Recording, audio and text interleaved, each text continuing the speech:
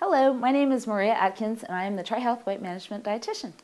I'm going to talk about bariatric surgery and how to eat healthy before surgery. First off, I like everyone to start with the recommended vitamins, and there are a number of them that are very important before surgery and after surgery. It's very important to set goals and to get ready by eating very healthy. Start eating out less, which a lot of people tend to eat out these days, because it's very important to start really doing things, by planning your meals and going to the grocery store, eating the perimeter of the grocery store, fresh fruits, fresh vegetables, lean meats, and low-fat dairy products.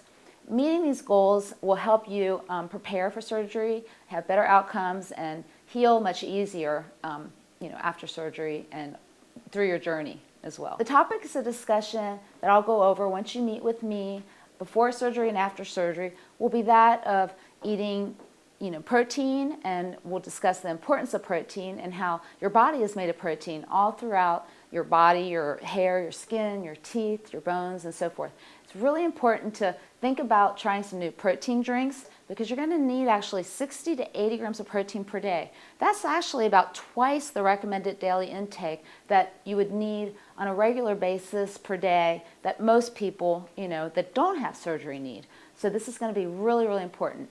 Another thing you're going to need is to make sure that your hydration needs are met through 6 to 8 cups or 48 to 64 ounces of fluid per day. Now the fluids are going to be very important that they're of non-caloric nature and non-caffeine nature, and also not that of bubbles, meaning beers, soda, and even champagne. These type of things can really cause stretching of the pouch or the sleeve, but it's very, very important that you get plenty of water. It can even be flavored water. The vitamin supplementation after surgery in particular is going to be of chewable nature, so it's absorbed better and tolerated better. Multivitamins would be 2 per day separated, 1,200 to 1,500 milligrams of calcium citrate in doses of 3 per day separated, and then the B12, which is going to be very important that you take that daily for the rest of your life for all of these. Now there's 3 different kinds of B12 that you can take, and we'll talk about that more. Some people need iron, and that will be dependent on if you're a male or a female, or if you're anemic, or if you still have, you're premenopausal. Extra vitamin D is extremely important, and most people that live in the north, like we do in Ohio, usually need extra vitamin D. Very, very important. There's so much research out there, so we can go into that once you meet with me. Label reading is important for everybody, so we will go into much detail about label reading and low-fat foods, low-sugar foods, and I think it's important for everybody to know about this because that's really the crux of the diet. Portion sizes are also going to be extremely different than what we're all typically eating. When you have a pouch or you have a sleeve gastrectomy, you're going to be eating very small portions, starting out with 1/4 of a cup, going to 1/3 of a cup at about 6 weeks post-op after surgery, and then leading up to 1/2 a cup. You will be increasing your meals to 6 meals a day, and protein shakes will count.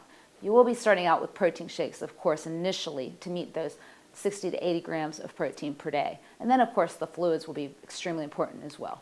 Now, why do we need the protein, fluids, and vitamins? Of course, to get all your needs met, to make sure your bones are healthy, your skin, your teeth, your hair, your hydration needs. Of course, your brain and your body is, fluid. It's 60 to 80% fluid, so extremely important. And then the vitamins are the micronutrient needs that you need to make sure that your nerves and your brain and everything is working properly. We have the macronutrients, which is the protein, the carbohydrate, and the fats.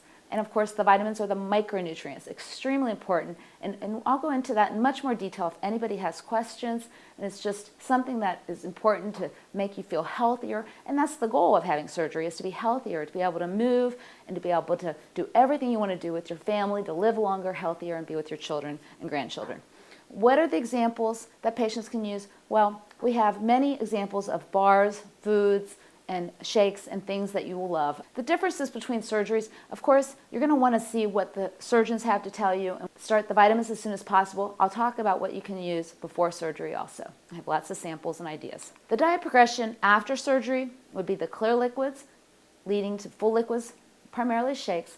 Pureed and blended foods, and we can make those very appealing, or I can show you how to do it and tell you. Soft cooked foods, which would be more chopped and soft, maybe canned perhaps. Some people use baby food or whatever with the pureed and the soft foods. Doesn't have to happen though. And lifelong healthy eating, it's just regular foods that are cut up, chew well, mindful eating.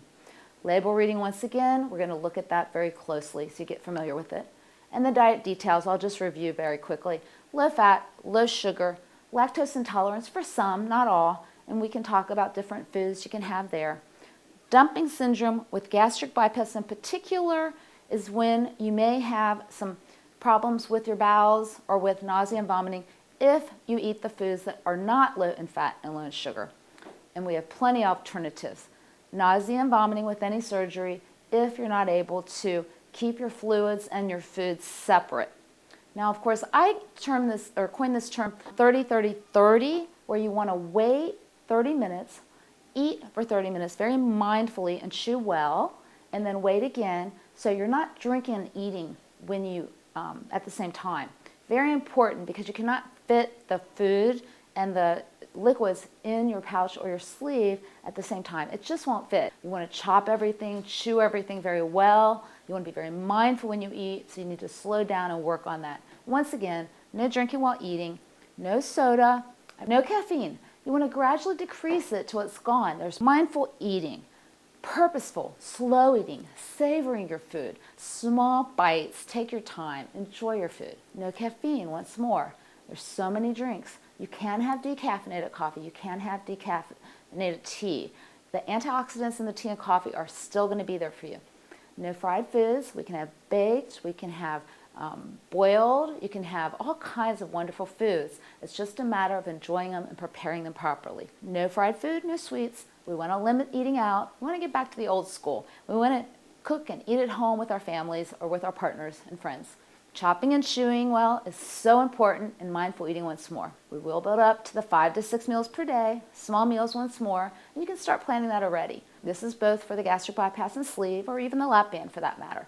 Lap band, if you decide to do this, which you may or may not, is 3 meals per day. Shakes and bars as needed.